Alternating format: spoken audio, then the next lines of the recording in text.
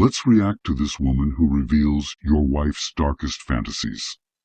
Believe it or not, your wife has secret fantasies, and they are way dirtier than you think. Yes, she has them. They're deep and they're wild, and she's probably never told anybody the full version, including you. Why?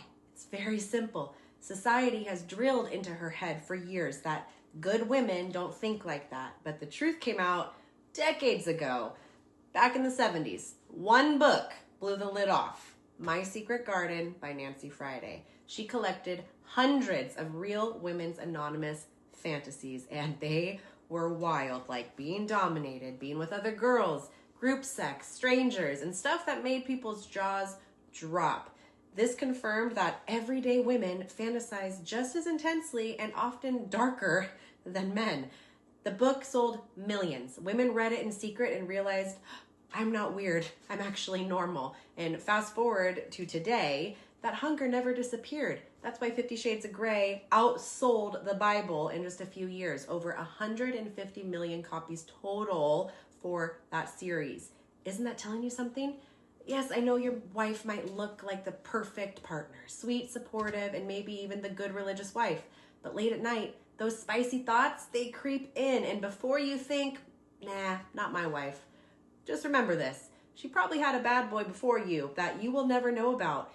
Yes, she chose you, the stable, reliable man, but that does not kill the part of her that still craves the thrill, the dominance, the edge, and the feeling of being completely taken. And that's why you end up in the dark, wondering why she's not as uninhabited as you wish, competing with desires that she keeps locked away while you miss the raw electric version of herself that is dying to come out.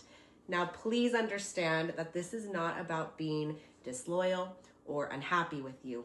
Absolutely not. It's pure and simple female nature. Women have rich, intense, inner erotic worlds that are more layered than men's because they've spent years hiding them. But once you create a safe space for her with no judgment, no shame, those fantasies, guess what? They can now turn toward you. Are you okay with never knowing what turns her on? Are you okay settling for routine sex when hotter layers of her are right there in front of you? So, what do? Start the conversation tonight. Ask without any shame and make her feel safe. Honey, tell me something that you've never told anybody. What turns you on when nobody's watching? You might just unlock a side of her that changes your entire marriage. The choice is yours. There is a version of your wife you may never meet. Not because she is necessarily dishonest. Not because she is plotting your downfall beneath the soft glow of the bedside lamp. And not because she is secretly waiting for a leather-jacketed stranger named Dante to kick in the front door and destroy the furniture. You may never meet her because most people spend their entire lives hiding the parts of themselves that feel too strange, too vulnerable, too embarrassing, or too dangerous to reveal. And young men make a catastrophic mistake here. They assume a woman's public personality is her complete personality. They marry the sweet, responsible, organized woman who remembers birthdays, calls her mother, and gets annoyed when the towels are folded incorrectly. Then they imagine her inner world must be equally tidy, like a well-labeled pantry full of sensible desires. But the human mind is not a pantry. It is a locked basement with strange noises coming from behind the door. Today, we are reacting to a woman talking about what she calls your wife's darkest fantasies.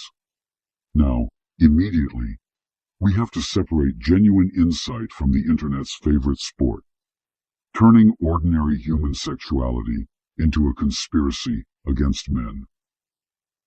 The woman in this video makes an important point, even if she packages it like she is revealing state secrets from a briefcase handcuffed to her wrist. Many women do have rich fantasy lives. Many keep those fantasies private. Many have learned, through family, religion, social pressure, bad past partners, and the general stupidity of human beings, that expressing desire can invite judgment. The woman who says what she wants is too much. The woman who does not is boring. A marvelous trap. Heads, she loses. Tails, she loses. Civilization has built many elegant little prisons, and shame is one of the most efficient wardens. But here is what young men need to understand. Fantasy is not a confession. It is not a contract. It is not a request for you to recreate a scene from a novel with the emotional intelligence of a furniture delivery man. Fantasy lives in the theater of the mind. Reality lives in the world of consequences, boundaries, trust, communication, and the awkward fact that somebody still has to take the trash out in the morning. The video brings up My Secret Garden, Nancy Friday's famous 1973 collection of anonymous women's sexual fantasies. The book mattered because it gave many women something they rarely received in public, evidence that they were not alone. It described fantasies involving power, surrender, novelty, multiple partners, strangers, taboo, romance, danger, and all the other things that make polite dinner conversations suddenly go quiet. It shocked people because people are very committed to being shocked by facts they have quietly known forever. Women have desires. Men have desires. People fantasize about scenarios they may never want to experience in real life. This is not evidence of corruption. It is evidence that the mind gets bored with repetition and enjoys playing with tension, novelty, power, mystery, and escape. The real strategic question is not, what dark secret is my wife hiding from me? That is the question of a paranoid man. And paranoia is just insecurity wearing a detective hat. The better question is, have I built a relationship where she could tell me the truth without fearing that I will punish her for it? Because that is the entire game. A man can demand honesty all day long. He can say, "Baby, you can tell me anything."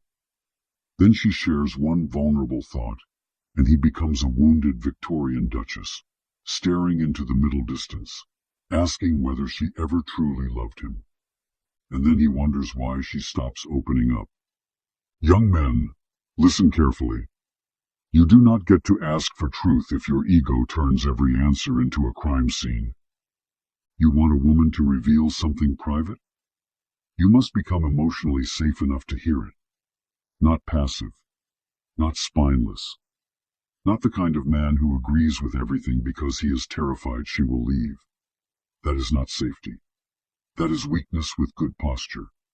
Safety means she can say something unexpected without you mocking her, panicking, interrogating her, or treating her fantasy as a referendum on your manhood.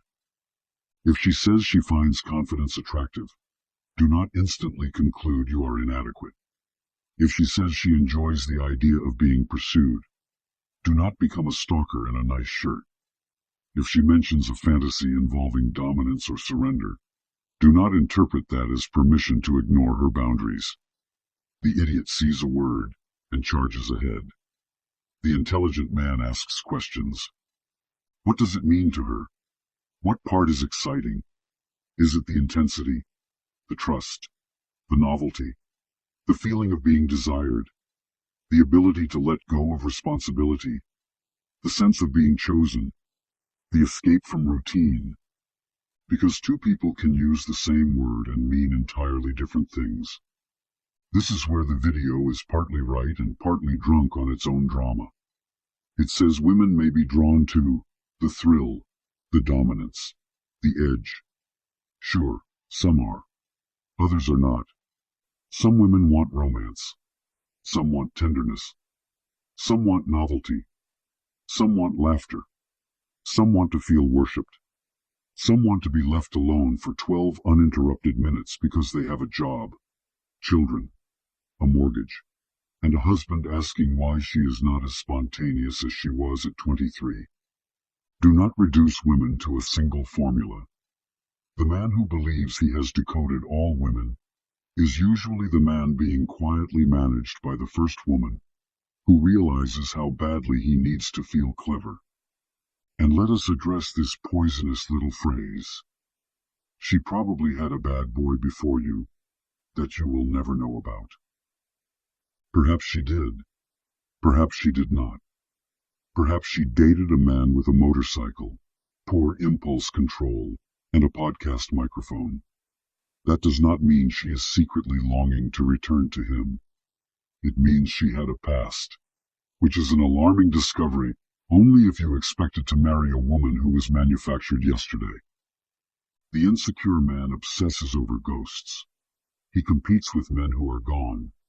He tortures himself with invented scenes.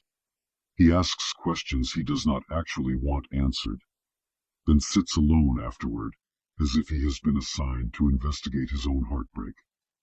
What a waste.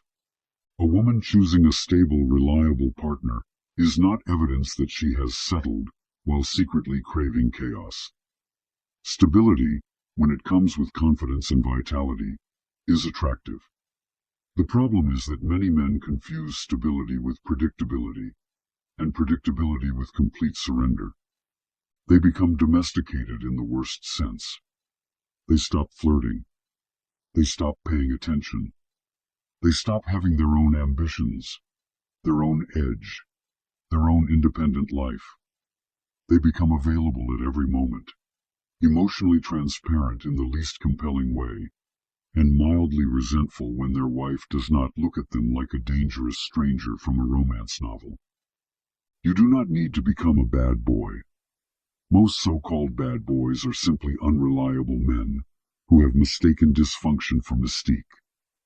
Their mystery comes from being impossible to reach, because they are either avoiding responsibility or asleep until 2 p.m.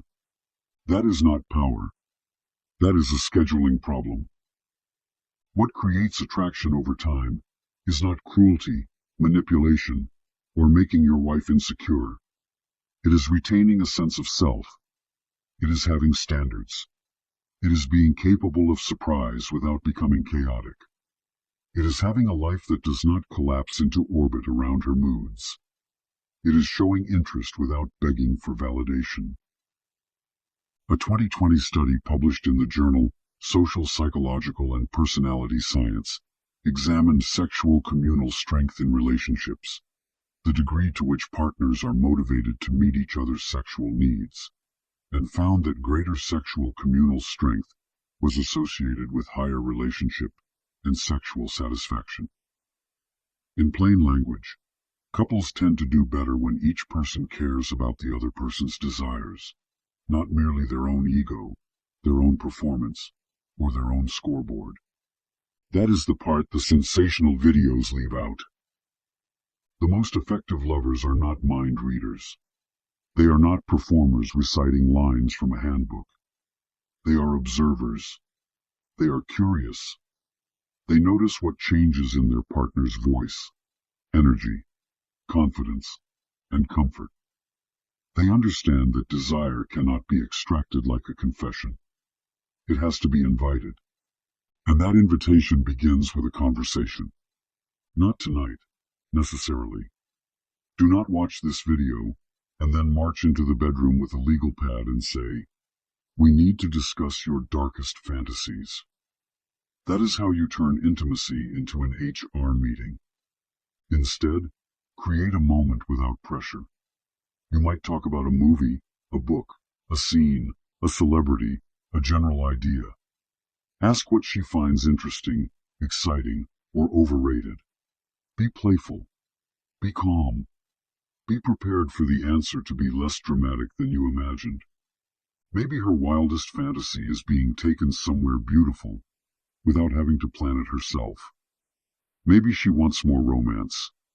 Maybe she wants more confidence from you. Maybe she has fantasies she does not want to act out. Maybe she does not know what she wants yet. All of those answers are legitimate. The goal is not to force a hidden version of her into existence because it would entertain you.